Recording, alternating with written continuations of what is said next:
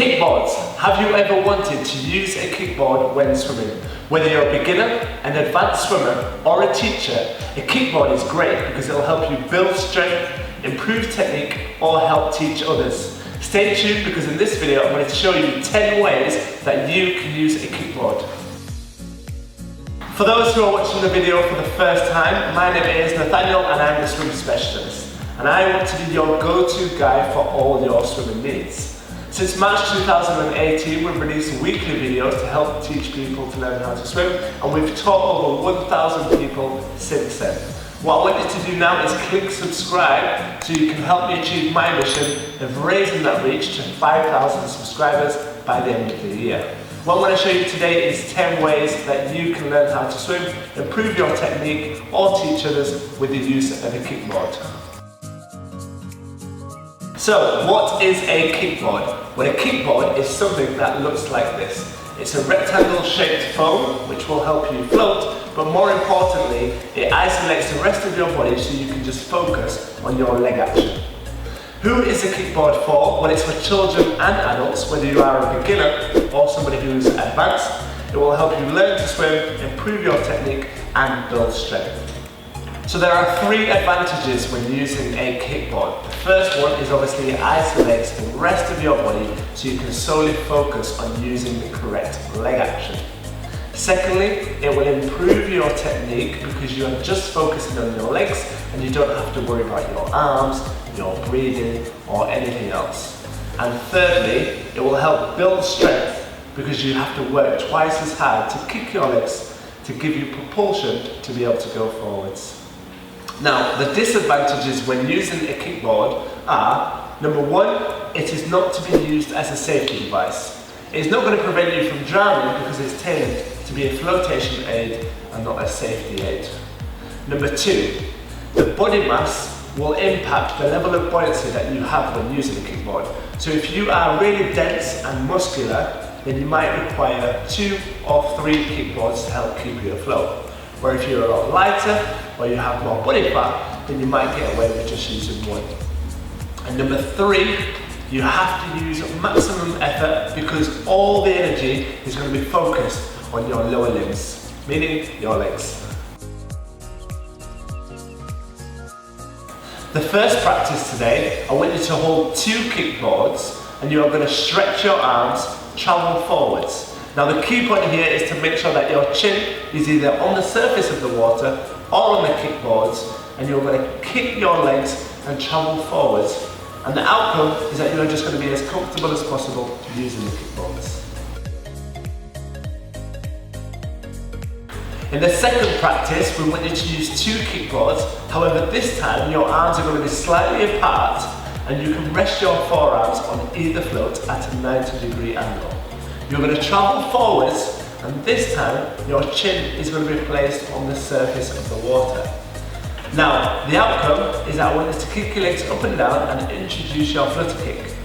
The key points are to make sure you do small splashes and floppy ankles.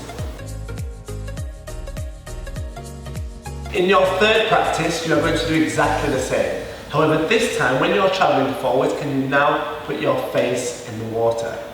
The key point here is that your eyes look downwards and forwards, and the outcome will be that your hips and legs will float, giving you a perfect horizontal body position. In practice number 4, you are now going to just use 1 kickboard, and you can place your hands inside the hand grips, and the key point here is to make sure that you stretch your arms. The outcome will be that you are encouraging your streamlined body position, meaning you are going to be as thin as possible, which will allow you to travel through the water as smooth and as fast as possible. Now for your 5th practice, you are going to do exactly the same, but instead of holding the top of the kickboard, I want you to now hold the bottom of the kickboard. The key point here is that you kick your legs as fast as possible. The outcome will be that you will get used to traveling really fast and effectively.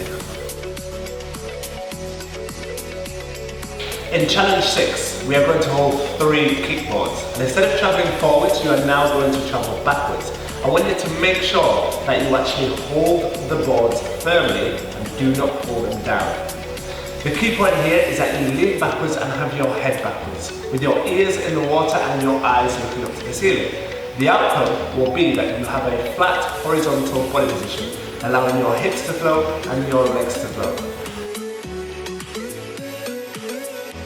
In practice number 7, you are now going to reduce it to 2 kickboards. And I want you to place one under either arm, resting your forearms at a 90-degree angle.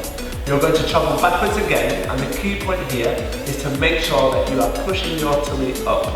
The outcome will be that we maintain that horizontal body position that we practiced earlier. For practice number 8, you are now going to just use one kickboard, and I want you to hold the bottom of the kickboard and place it over your thighs. So travelling backwards, the key point here is to make sure that you use long legs.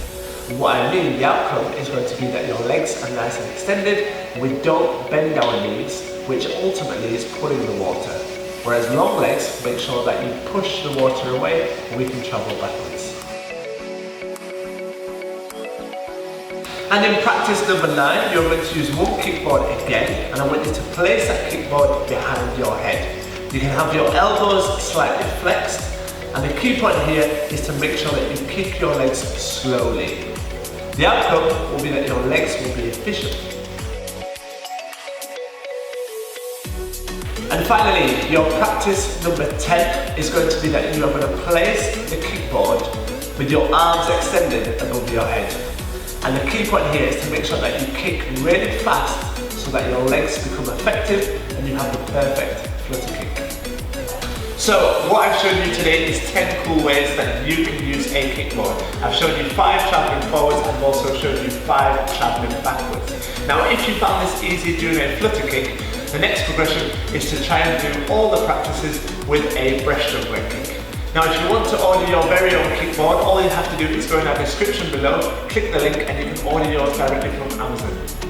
What I want you to do next is make sure that you click the button below and you can subscribe to our channel and join our squad. There will be a video on your left that you can watch YouTube videos that will help you learn how to swim, improve your technique or help teach others. And why not comment below anything that you would like to share with us or share with others that will help them learn how to swim. That's it from me and I look forward to seeing you in the next video.